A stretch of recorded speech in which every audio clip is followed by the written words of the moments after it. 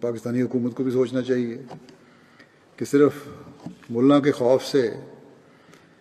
احمدیوں پر جو آج کل ظلم اور سختیاں بڑھ رہی ہیں وہ نہ کریں،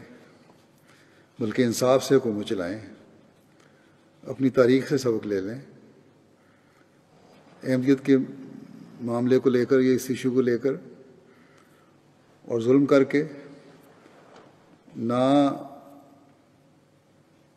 پہلی حکومتوں کی حکومت قائم رہ سکی ہے کسی کی، نہ آئندہ رہ سکے گی۔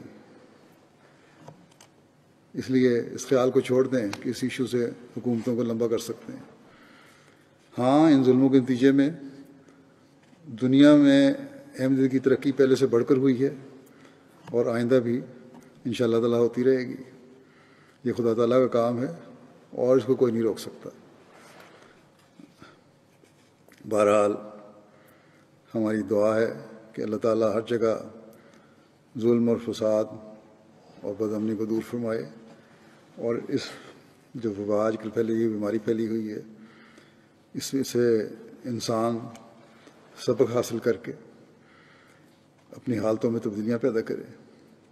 اور ہم احمدیوں کو پہلے سے بڑھ کر خدا تعالیٰ کی عبادت کا حق